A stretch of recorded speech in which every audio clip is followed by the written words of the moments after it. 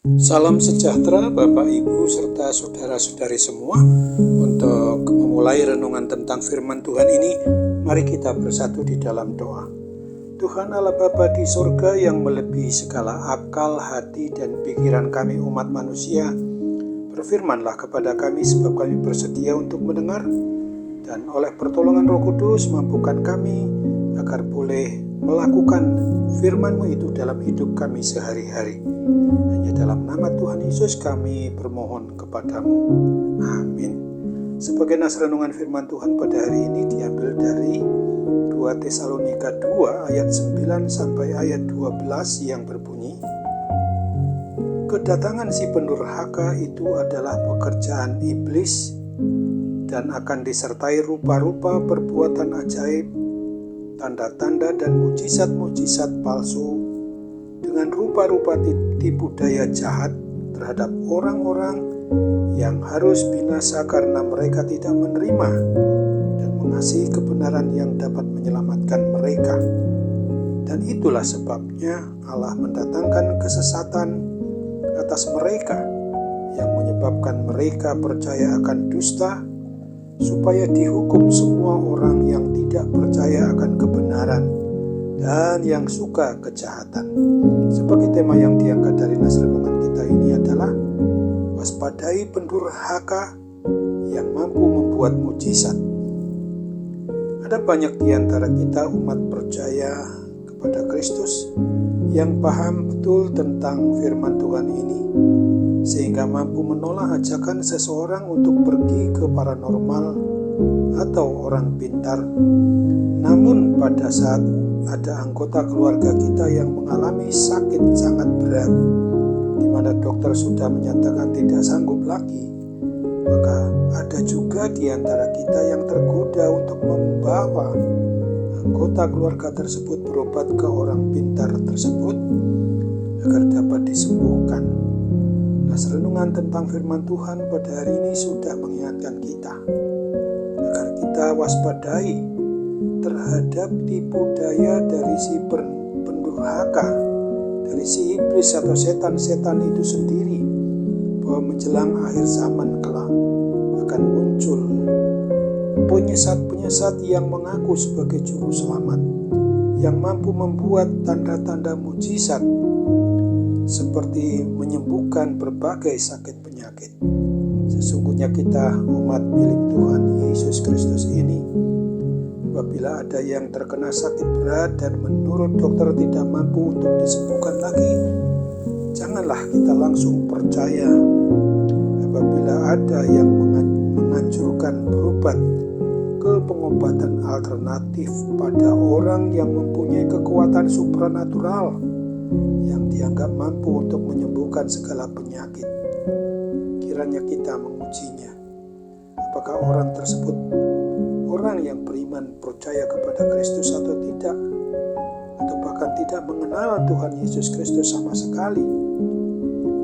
Apabila orang tersebut tidak mengenal Tuhan Yesus, janganlah kita mau berobat kepadanya, karena kekuatan supranatural tersebut pasti dari roh-roh antikristus.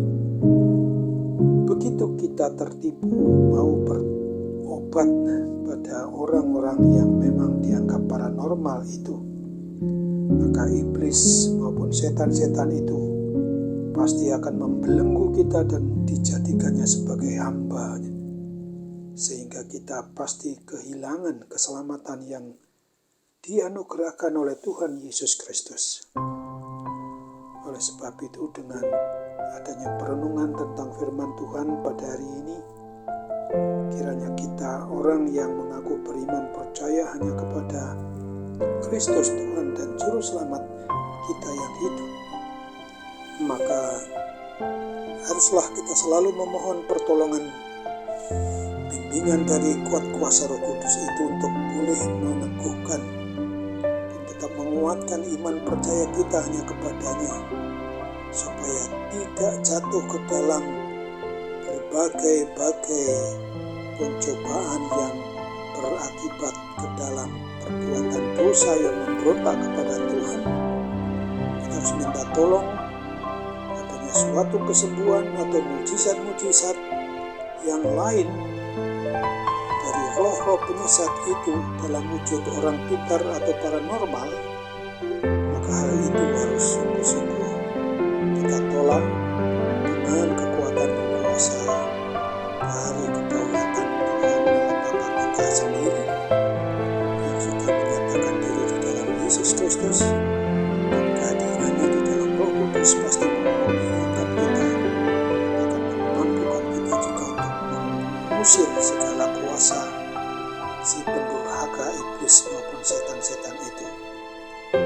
Oleh sebab itu, apabila kita sakit berat lalu meninggal, kita akan meninggal dalam Tuhan dan akan ikut Dia terus hingga kepada suatu kehidupan yang sudah dijanjikan yang bersifat kekal di surga itu akan tetap kita nikmati apabila kita terus taat setia beriman teguh hanya kepada Kristus.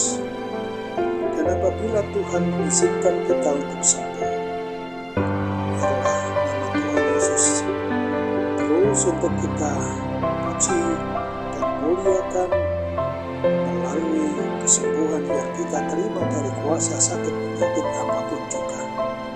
Ingatlah akan Filipi 1 ayat 21 ini, karena bagiku hidup adalah Kristus dan mati adalah keuntungan. Amin.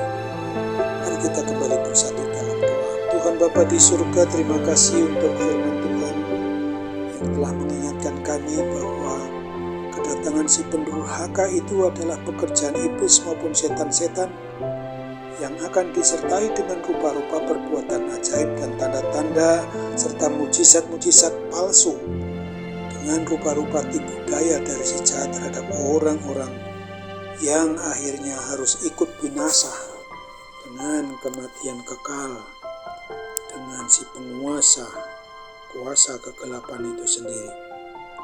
Bapa, tolong kami agar kami sungguh-sungguh boleh mengandalkan kasih pertolongan Tuhan itu, sehingga segala kuasa sakit penyakit apapun yang sedang kami derita sekarang, Tuhan pasti menolong kami melalui sarana yang berkenan di hati Tuhan untuk sembuhkan kami.